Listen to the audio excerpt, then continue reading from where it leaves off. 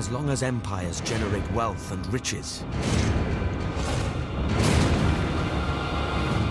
we will be there to bleed them dry.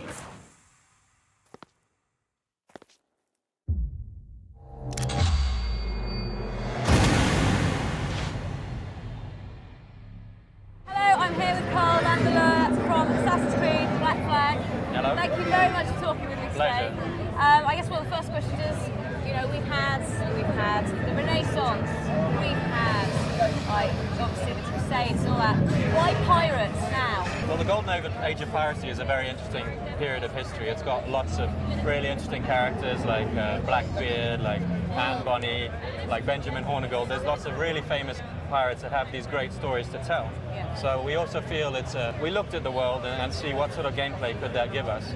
We brought the naval in Assassin's Creed 3. It was very successful, Yeah. very popular. So expanding upon that, bringing the sense of exploration in this rich open world, and very importantly, bringing in seamless transitions between ground and naval gameplay seemed like a great opportunity to us. How much has been added to the naval from the last game? So the naval has progressed. We've built upon it in every possible way. The physics and the visuals of the ocean is stunning now. We have many more different archetypes of ship to fight against. Your own naval combat, we now have a trajectory-based aiming system, so it's not just a case of get them next to you and fire. You've got to aim it to make sure you get the distance I was bad anyway. This is going to be so bad, but okay, this sounds good at the same time. There's many different ammo types as well. So we have a chain shot to slow enemies down. We got a heavy shot for real close range, massive damage, and we also have mines that you can lay from behind. So if you have an enemy chasing you, and you could upgrade the ship in the last one. So how much is that? Is there even more of that as well? Yes. The Jackdaw, that's the player ship, we really see this as the second player character. And the progression of the Jackdaw really is linked with the progression as Edward. And together they progress as one and are able to conquer the Caribbean Sea. So at the beginning of the game you'll only have half a dozen cannons, and if you came across a massive man of war with over 50 cannons you would have no chance. So you need to go around, explore the wonderful world, find treasure maps, find in these over 50 unique locations you'll come across these treasures and inside blueprints, and that's all linked to the economy system. From there you can upgrade your ship, become more powerful, until at the end of the game you will truly be owning the seas. And he's got a pirate crew, so are they going to be like the crews in the last ones, or are they fleshed out even more? How are they going to work? Yes, so with Assassin's Creed 4 Black Flag, we no longer have the Brotherhood that we introduced back in Assassin's Creed Brotherhood, and we felt that we really want to bring stealth back in a big way for Assassin's Creed 4. So one way to do that is make sure that Edward needs to overcome these challenges. So the player needs to overcome. If you suddenly come across 4 enemies, you used to be able to just bring in your Brotherhood, left bumper, thanks very much, I'll walk through here undetected. Whereas now we want to make sure if you get through there undetected, you really have gone through undetected through your own skills. At the same time, Edward is a pirate. Primarily he's a pirate, he becomes an assassin through the story. And so a very important part of being a pirate, especially a pirate captain, is your crew. So you can lose crew in a boarding sequence or in a nasty storm. So you need to keep finding sailors within the world, help them out, save them from difficult situations, and get them to agree to join your crew and make sure that you have a fully manned ship. I noticed he's got 2 swords. Is that the new speciality of the game? Being a pirate, having dual cutlasses is quite an iconic move. He also has 4 pistols branded to his chest, and so one of the iconic moves is actually when he dual wields a cutlass and a pistol. So you get some very interesting counter kills when using both of those.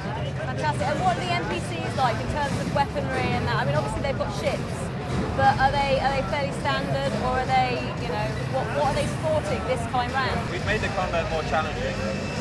The gunmen are much more powerful than before. A couple of hits from a gunman and you will be down. Okay. The reason we've done that is to really encourage stealth.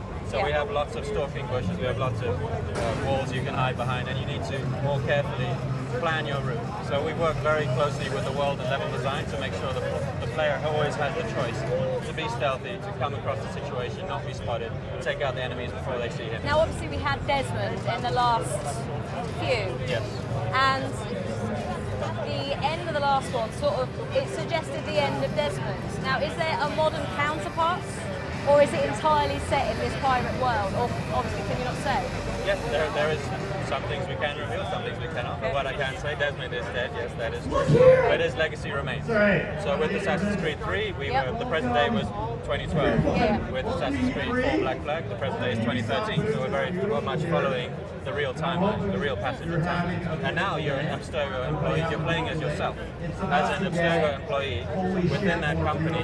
And they found a way that the Animus can now not only link to your own ancestors, but to anyone. And so you are able, as an Abstergo employee, to hack into or to relive Edward Kenway's memories. The multiplayer, very briefly as well. Is there going to be multiplayer like in the last one? Yes. So we're very proud of the multiplayer we have, and we've been developing it more and more each iteration. One exciting feature we have at this time is Game Lab, where players can choose their own rules and very much play the type of game they want. So here at E3, each day we have a very different set of rules. So one of the days is the purist, where there are no abilities, it's just hardcore stealthing. Another day is only pistols, so it's an Assassin's Creed game, but with only pistol kills, and it's actually a very interesting gameplay type. It might not sound that promising, but I promise we've tried it out. I can see it being fun, just because it would be chaos. That would be, I'll have to try it out. In the last one you had the homestead and things like that, and the side missions. Are they going to continue, and what are those going to be like in this one? So we have a pirate hideout, which is a version of the homestead. On top of that, the world is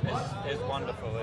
We've really filled it with a sense of exploration. We have over 50 unique locations. We have 3 full main cities in Havana, Nassau, and Kingston. And there's so many different types of open world pirate activities to take part in. So we have naval forts that will be bombarding your ship from afar. As long as you're powerful enough, you can take it down, seamlessly transition onto ground, go inside. It's now all aflame, and the troops are shocked inside. Your pirate crew will be joining you. You take out the commander, and you've taken over that fort for yourself. Now it becomes a friendly fort. And now, when you're sailing across the oceans, you can bring in an enemy ship past your fort, and they'll get bombarded from your fort. So there'll be several of those that really define areas of the world. So that's a very important feature. On top of that, we have underwater diving. That's a new thing. So that's a really exciting new gameplay, and you'll be able to explore ancient shipwrecks full of really valuable treasure. We have smugglers' caves that are waiting to be found, and get the smugglers out there to steal their loot. There's a variety of activities. We have harpooning on top of that. That's another great way to get meat from the fish, and that's a way of further progressing the player as well. And in terms of, I'm going to have to ask this because I know that at some point it's going to get asked. In terms of Edward, is he almost the new Ezio? Because he comes across a little bit Casanova-y in that sense. Is he a swashbuckling Casanova? He's a fascinating character. He starts off purely believing in becoming rich. He's quite selfish. He's a pirate. He just wants to go out there, board a bunch of ships, get a bunch of loot, and go back to his native Wales, live as a rich man. But as he lives in this world without rules, he realizes that doesn't mean there is a world without meaning. He comes across this battle between assassins and Templars. He learns more about what it means to do the right thing. And so his story is a very conflicted one. He's our most conflicted character we've had, and that makes it truly interesting. Exactly. It really adds to his character. It's fascinating. When is it going to be out, and on what platforms, just for the record? It's out on October 29th in North America, on PS3, PS4, Xbox 360, Xbox One, Wii U, and PC. Fantastic. Well, thank you very much for your time, and I'm really looking forward to playing it when it comes out. Thank you very much. Thank you.